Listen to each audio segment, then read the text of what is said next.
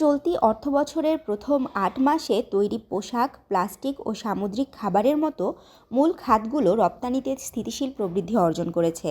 বৈশ্বিক অর্থনৈতিক প্রতিকূলতা, উচ্চ মূল্যস্ফীতি ও রাজনৈতিক অনিশ্চয়তার মতো সংকটগুলো উপেক্ষা করে রপ্তানি ইতিবাচক ভূমিকা রেখেছে। এতে করে অর্থনীতিতে স্বস্তি ফিরে আসার আভাস দেখা যাচ্ছে বলে মনে করছেন অর্থনীতিবিদরা।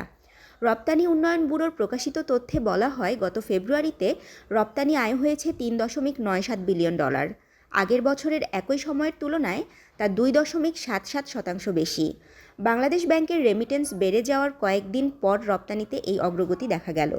গত মাসে রেমিটেন্স আগের বছরের একই সময়ের তুলনায় 25% বেড়ে $2.52 বিলিয়ন হয়। ফলে চাপে থাকা অর্থনীতিতে আসে কিছুটা স্বস্তি। চলতি অর্থবছরের প্রথম ৮ মাসে রপ্তানি হয়েছে $32.94 বিলিয়ন। আগের বছরের একই সময়ের তুলনায় তা 10.5% বেশি। দেশের সবচেয়ে বড় রপ্তানি আয়ের খাত তৈরি পোশাকের।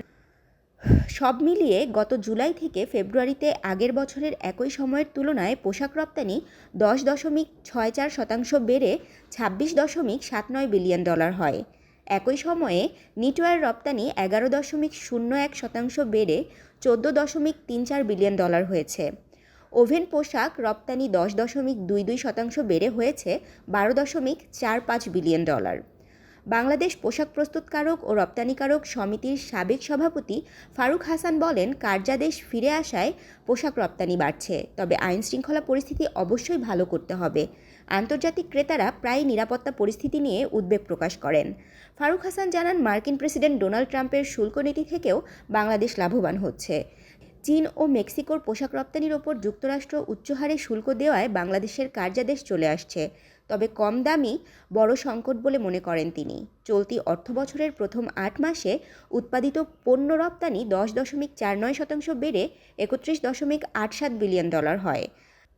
প্লাস্টিক পণ্য ও রাবারের মতো খাতগুলো যথাক্রমে 22.25%, 34.71% ও 11.40% প্রবৃদ্ধি দেখিয়েছে। চামড়া ও চামড়াজাত পণ্যে মিশ্র দৃশ্য দেখা গেছে। এ খাতে মোট রপ্তানি 8.48% বেড়ে $757.50 হলেও কাঁচা চামড়া রপ্তানি কমেছে 8.68%। অন্যদিকে চামড়ার জুতা রপ্তানি 24.02% বেড়ে $450.88 হয়েছে।